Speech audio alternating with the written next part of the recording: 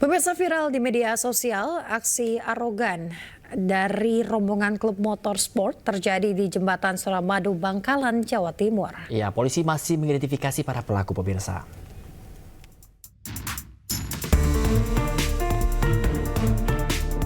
Merasa sebagai pemilik jalan, rombongan klub motorsport ini nekat melaju di jalur cepat Jembatan Suramadu, Bangkalan, Jawa Timur. Tanpa memperdulikan aturan berlalu lintas dan berlaga arogan, salah satu dari mereka bahkan beraksi freestyle dengan mengangkat roda depan kendaraannya. Selain itu, iring-iringan pemotor ini juga melaju di tengah jalur hingga mengganggu pengendara mobil. Menanggapi video yang viral di media sosial, aparat Polres Bangkalan tengah menelusuri identitas klub motorsport tersebut untuk tindakan lebih lanjut. Pasalnya, perilaku rombongan klub motor ini jelas melanggar aturan berlalu lintas. Karena setiap jenis kendaraan punya jalur masing-masing, baik dari arah Surabaya maupun sebaliknya. Batas kecepatan maksimal kendaraan juga sudah ditentukan demi keselamatan bersama. Itu sudah jelas, jalur mobil dan jalur motor. Ya seharusnya kan masyarakat harus taati itu. Ya kita kan selidiki. Nanti kalau sudah tahu siapa ini rombongan motor siapa, nanti kita akan panggil. Pihak kepolisian mengimbau setiap pengendara mematuhi aturan dan tata tertib lalu lintas termasuk saat melintasi Jembatan Suramadu. Dari Kabupaten Bangkalan, Jawa Timur, Taufik Sahrawi, iNews melaporkan. Div Propam Mabes Polri ambil alih kasus dugaan pemerasan warga negara asing di acara Jakarta Warehouse Project atau DWP di Kemayoran, Jakarta beberapa waktu yang lalu. Oknum polisi yang diduga terlibat akan menjalani sidang kode etik pada pekan depan. Pemirsa, dalam konferensi pers, Kadif Propam Polri, Irjen Pol Abdul Karim mengatakan akan mengusut tuntas dugaan pemerasan yang dilakukan oknum polisi di acara DWP beberapa waktu lalu. Abdul Karim menyebut total kerugian pemerasan mencapai 2,5 miliar rupiah. Sementara itu, pemirsa, terhadap 18 oknum polisi untuk mempertanggungjawabkan perbuatannya akan dilakukan sidang kode etik pada pekan depan. Hasil diskusi kami dengan pimpinan Polri, kita sepakat bahwa penanganan kasus ini semua diambil alih oleh Div Propam Mabes Polri. Jadi kasus yang terjadi di Polsek maupun terjadi di Polres, termasuk di Polda, semuanya kita ambil alih, ditangani oleh Div Propam. Kenapa kita ambil alih ini? Ya, dalam rangka percepatan dan objektivitas dalam rangka pemeriksaan. Dan yang terakhir, ya, kami sepakat di Propam akan menyidangkan kasus ini, ya, yang kita rencanakan minggu depan sudah dilaksanakan sidang kode etik yang akan kita laksanakan minggu depan. Kami juga mengingatkan kalau ada penambahan, ya harus dipastikan bahwa ada bukti yang kuat. Ya, ada bukti yang kuat, dan dalam satu rangkaian struktur cerita yang juga kuat, sehingga tidak menjadi satu yang di luar konteks penegakan etika profesi. Lah, teman-teman butuh waktu untuk itu. Untuk memastikan itu, makanya sidang etiknya juga akan digelar minggu depan gitu. Lah, yang penting bagi kami adalah prosesnya sesuai koridor dan transparan, sehingga ya sudah, asalkan masih dalam time frame yang dalam konteks pelayanan, keadilan dan sebagainya masih make sense. Mending memang ini diproses lebih dalam dipastikan apakah ada penambahan ataukah tidak. Kalau memang ada penambahan, kami ingatkan tolong juga struktur dari pembuktian dan sebagainya diperkuat.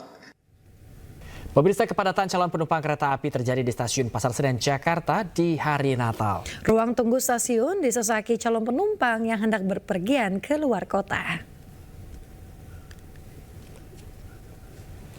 Pemirsa, libur Natal dan Tahun Baru dimanfaatkan masyarakat untuk menghabiskan waktu bersama keluarga di kampung halaman. Lebih dari 40.000 penumpang berangkat ke sejumlah kota melalui stasiun Pasar Senen. Meski ramai, namun 57% tiket kereta jarak jauh masih tersedia. Sementara itu pemirsa, sejumlah fasilitas seperti ruang tunggu ber-AC menambah kenyamanan bagi para calon penumpang yang sedang menunggu keberangkatan kereta.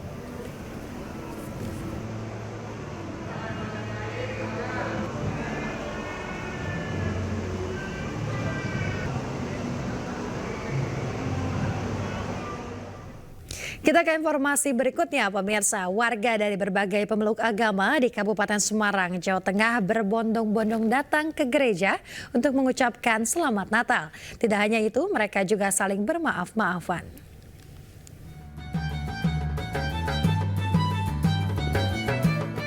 Layaknya tradisi Hari Raya Lebaran, perayaan Natal di Kabupaten Semarang, Jawa Tengah juga dilakukan warga dengan saling berjabat tangan sambil bermaaf-maafan. Namun warga yang memberi selamat adalah warga dari berbagai pemeluk agama termasuk Muslim dan Buddha. Ratusan warga telah berbaris berjajar di halaman Gereja Pantekosta Indonesia di Dusun Tekelan, Desa Batur, Kecamatan Getasan, Kabupaten Semarang. Saat para jemaat keluar dari dalam gereja usai menjalani misa Natal, warga pun silih berganti memberikan selamat sambil berjabat tangan. Tak sedikit warga yang meneteskan air mata lantaran terharu dengan sikap toleransi yang telah menjadi tradisi ini. Bisa mendapat ucapan dari agama lain, dari agama Islam, agama Buddha. Kami senang, umat Kristen senang. Di samping rasa terharu, di perayaan hari besar ini terselip kata saling maaf memaafkan. Tidak hanya di perayaan Idul Fitri, tapi di perayaan hari Natal maupun perayaan hari Waisak itu selalu ada ucapan kata saling maaf memaafkan. Tradisi seperti ini sudah dari tahun berapa? Ini sudah lama, sebenarnya ini sudah zaman nenek moyang kami, tapi perayaan salaman itu dimulai dari tahun 2010-an. Silaturahmi dan gotong royong di Dusun Tekelan sudah berjalan selama turun-temurun dengan mengajarkan toleransi antar umat beragama. Meskipun berbeda-beda keyakinan, hingga kini warga bisa hidup berdampingan dengan rukun dan damai. Dari Salatiga, Jawa Tengah, Lurisa Lulu, iNews melaporkan. Pemirsa, semarak perayaan Natal di Toraja Utara, Sulawesi Selatan dimeriahkan dengan festival puluhan pohon Natal berbagai bentuk. Kelap-kelip lampu Natal disambut warga, khususnya umat Kristiani dengan antusias.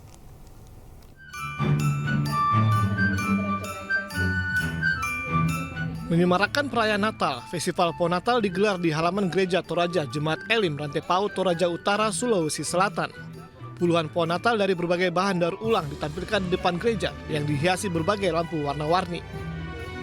Selain merayakan Natal, warga juga memanfaatkan momen untuk berfoto di bawah pohon Natal. Festival Pohon Natal ini disambut baik oleh warga dan diharapkan bisa membawa pesan damai untuk dunia dari umat Kristiani di Toraja Utara. Bagaimana kita menjadi terang bukan hanya bagi diri kita tetapi bagi semua tanpa memandang suku, ras, agama, tetapi kita dapat menjadi berkat dan terang bagi sesama. Warga berharap perayaan Natal yang meriah ini bisa diselenggarakan tahun berikutnya. Sebab selain unik, pohon Natal pada festival ini juga mengusung tema kearifan lokal yang hingga saat ini masih dijaga oleh warga Toraja. Dari Toraja Utara, Sulawesi Selatan, Jufri Tonapa, iNews melaporkan. Pemirsa, merayakan Natal 2024 dan Tahun Baru 2025, Pemprov Jakarta menyajikan hiburan air mancur menari dan video mapping di kawasan Monumen Nasional Jakarta Pusat. Atraksi tersebut dilaksanakan selama sepekan sekaligus menyongsong 5 abad Jakarta. Pemirsa, tepat di belakang saya ada sebuah atraksi pertunjukan di Monumen Nasional, yaitu air mancur menari. Ini sangat atraktif pemirsa, jadi dapat dilihat bahwa ada air mancur yang menari meliuk-liuk mengikuti irama lagu yang diputar adalah lagu-lagu wajib nasional sebagai bentuk nasionalisme dan juga rasa cinta terhadap tanah air. Masyarakat di sini juga antusias untuk menyaksikan atraksi yang begitu memukau ditampilkan dalam Pekan Monas yang dilaksanakan oleh pemerintah Provinsi Jakarta mulai dari 25 hingga 31 Desember untuk merayakan Natal dan juga perayaan Tahun Baru 2025. Air mancur ini akan diputar pada setiap hari menjelang hari perayaan Tahun Baru, setiap hari pada pukul 19.30 sampai nanti berlangsung selama setengah jam, yaitu pada pukul 20.00 waktu Indonesia Barat, dan akan yang kedua kali pada pukul 21 sampai 21.30. Setelah ini biasanya nanti akan dilanjutkan dengan penampilan video mapping yang ada di bagian sisi selatan Monas yang akan diputar mulai pukul 20.00 sampai 20.30 dan sesi kedua pada pukul 21.30 sampai pukul 22 waktu Indonesia Barat. Dan ini masih akan terus berlangsung selama sepekan, yakni 25 hingga 31 Desember, dan juga nantinya akan ada berbagai macam atraksi lampu untuk menyambut pergantian tahun baru 2025 di wilayah Monumen Nasional dan sekitarnya. Dari Jakarta, Galuh Pandu, Muhammad Firmansyah, iNews melaporkan. Nah pemirsa, di momen Hari Raya Natal, MNC Peduli memberikan kebahagiaan untuk masyarakat. Di Tangerang, Banten, MNC Peduli berbagi keceriaan bersama anak-anak panti asuhan Tangan Kasih dengan memberikan bantuan perlengkapan anak dan buku bacaan.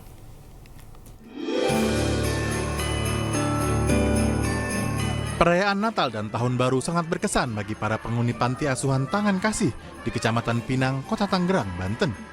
Natal tahun ini mereka rayakan bersama MNC Peduli yang khusus datang untuk berbagi kasih dan keceriaan dalam sukacita Natal. Dengan mengajak penghuni panti bernyanyi, menari bersama, membaca buku dongeng, dan berbagai games menarik lainnya. Di momen hari Natal ini, MNC Peduli juga membagi berkat kepada penghuni panti dengan memberikan bantuan berupa perlengkapan anak dan buku bacaan. Bersyukur karena adanya MNC Peduli yang sudah membagikan bantuan kepada kami, terutama untuk anak-anak di sini, sehingga mereka tuh lebih pengetahuannya lebih luas lagi. Nah, semoga harapan kami, semoga di hari Natal dan Tahun Baru 2025 ini kita semua selalu diberkati dan selalu sehat. Bisa bermain bersama, menyanyi, bermain bersukacita, bahagia. Karena bermain bersama MNC Peduli. Sukacita dan kasih Natal diharapkan akan menjadi semangat baru untuk terus membantu sesama. Untuk itu, MNC Peduli mengajak masyarakat ikut membantu, berpartisipasi, meringankan beban sesama. Dari Tangerang, Banten, Rizky Ihwal, iNews melaporkan. Kita ke informasi lainnya pemirsa, usai penetapan tersangka dalam kasus Harun Masiku, KPK melarang Sekjen PDIP Hasto Kristianto berpergian ke luar negeri. Tidak hanya Hasto pemirsa, Ketua DPP PDIP sekaligus mantan Menkumham Yasona Lauli juga dicegah ke luar negeri.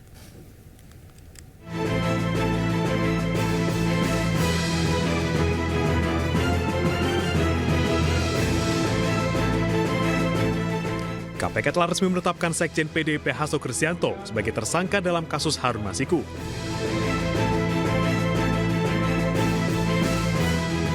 Atas penetapan tersangka ini, KPK mengeluarkan SK nomor 1757 tahun 2024 tentang larangan bepergian ke luar negeri. Pencegahan ini berlaku selama 6 bulan. Tidak hanya Hasto, larangan bepergian ke luar negeri juga ditujukan untuk Ketua DPP PDIP sekaligus mantan Menkumham Yasona Lauli. Disampaikan juru bicara KPK Tessa Mahardika, pencegahan ke luar negeri terhadap Hasto dan Yasona ini lantaran KPK membutuhkan keterangan mereka untuk proses penyidikan. Komisi Pemberantasan Korupsi telah mengeluarkan surat keputusan nomor 1757 tahun 2024 tentang larangan bepergian ke luar negeri terhadap 2 orang warga negara Indonesia, yaitu YHL dan HK. Larangan bepergian ke luar negeri ini terkait penyidikan dugaan tindak pidana korupsi, pemberian hadiah atau janji terkait penetapan anggota DPR RI terpilih 2019 sampai dengan 2024. Tindakan larangan bepergian ke luar negeri tersebut dilakukan oleh penyidik karena keberadaan yang bersangkutan di wilayah Indonesia dibutuhkan dalam rangka proses penyidikan dugaan tindak pidana korupsi sebagaimana tersebut di atas. Sebelumnya, KPK telah memeriksa Yasona sebagai saksi dalam kasus suap pergantian antar waktu Harun Masiku. KPK mendalami dokumen surat mengenai permohonan fatwa Mahkamah Agung. Selain itu, Yasona juga dicecar penyidik KPK terkait perlintasan Harun Masiku selama jadi buron. Sementara, Hasto telah ditetapkan sebagai tersangka oleh KPK. KPK menuding Hasto bekerja sama dengan Harun Masiku melakukan upaya suap pada komisioner KPU saat itu, Wahyu Setiawan, untuk meloloskan Harun Masiku sebagai anggota legislatif saat pergantian antar waktu. Selain itu, KPK juga menemukan bukti Hasto berupaya merintangi penyidikan. Tim iNews melaporkan. Sementara itu, kantor imigrasi kelas 1 khusus TPI Soekarno-Hatta menyatakan belum menerima surat pencekalan atas nama Hasto Kristianto.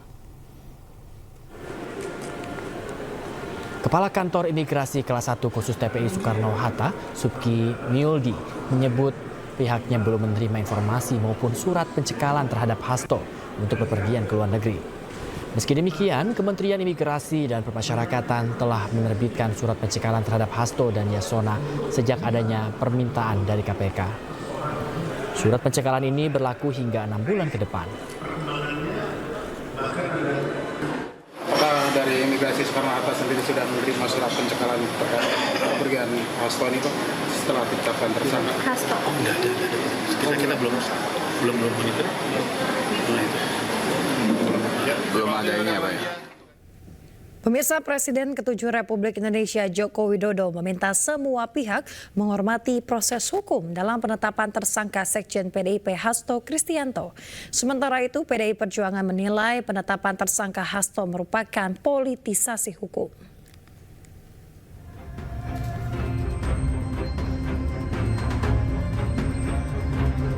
Presiden ke-7 RI Joko Widodo menanggapi penetapan tersangka Sekjen PDIP Hasto Kristianto. Jokowi meminta menghormati proses hukum yang ada. Jokowi juga tidak berkomentar banyak saat namanya disebut sebagai buntut penetapan tersangka Hasto Kristianto. Seluruh proses hukum yang ada. Tapi nggak apa-apa Pak, nama-namanya dicatut Pak, masih dibawa-bawa Pak. Nama Pak Jokowi sama keluarga masih dibawa. Juga warna tugas pensiunan. Sementara itu, PDI Perjuangan menilai penetapan tersangka Hasto Kristianto merupakan politisasi hukum. Kental aroma politisasi hukum dan kriminalisasi. Beberapa indikasi yang dapat dilihat antara lain, pertama, adanya upaya pembentukan opini publik yang terus-menerus mengangkat isu Harun Masiku, baik melalui aksi-aksi demo di KPK maupun narasi sistematis di media sosial yang patut dicurigai dimobilisasi oleh pihak-pihak tertentu yang berkepentingan. Sebelumnya, KPK menetapkan Hasto Kristianto sebagai tersangka. Komisi Anti Rasuah menemukan bukti Hasto bekerja sama dengan Harun Masiku melakukan upaya suap pada Komisioner KPU Wahyu Setiawan. Tak hanya satu, KPK menemukan bukti lain saat Hasto berupaya merintangi penyidikan. Hasto diketahui meminta pegawainya untuk menelpon Harun Masiku saat KPK melakukan OTT pada Januari 2020 silam. Wakil Presiden Gibran Rakabuming Raka menanggapi penetapan tersangka Sekjen PDIP Hasto Kristianto. Gibran menyebut penetapan tersebut tidak ada kaitan dengan dirinya.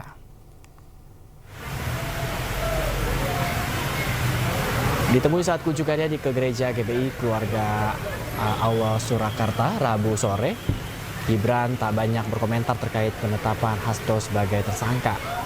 Gibran meminta pertanyaan tersebut ditanyakan langsung ke KPK. Menurut Gibran, penetapan tersangka Hasto tidak ada hubungannya dengan dirinya.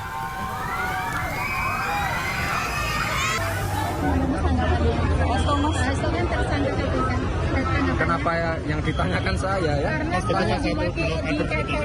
Tanya ke KPK, nggak ada kaitannya ya.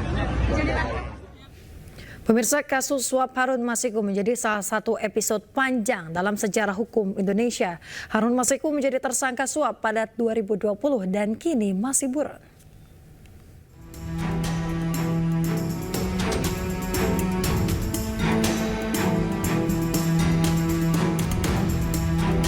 Kasus suap Harun Masiku menjadi salah satu episode panjang dalam sejarah hukum Indonesia. Pada Desember 2024, Harun Masiku genap 5 tahun sebagai buronan.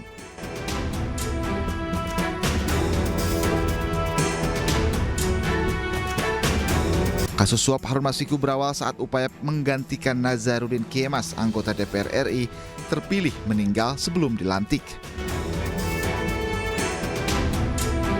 Pada 2 Desember 2019, Harun Masiku diduga melakukan suap kepada Komisioner KPU Wahyu Setiawan untuk memuluskan langkahnya menjadi anggota DPR RI.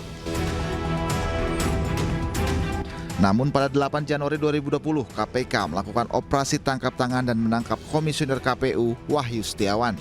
Sementara Harun Masiku kabur dan menjadi buronan internasional hingga kini. 10 Juni 2024, KPK periksa Sekjen PDI Perjuangan Hasto Kristianto sebagai saksi dalam kasus suap Harun Masiku. Hasto kemudian ditetapkan tersangka pada Selasa 24 Desember 2024. Pemirsa, tepat hari ini, 20 tahun lalu, bencana tsunami dan gempa 9,6 skala Richter memporak-porandakan Nanggroe, Aceh Darussalam. Peristiwa yang melenyapkan ratusan ribu jiwa saat itu mencuri perhatian dunia dan berdampak kepada 14 negara.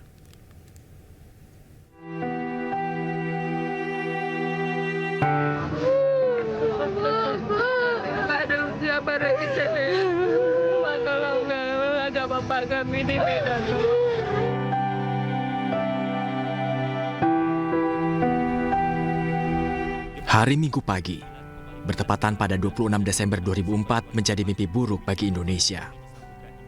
Sebuah bencana besar memporak-porandakan ujung barat tanah air Nanggroe, Aceh Darussalam.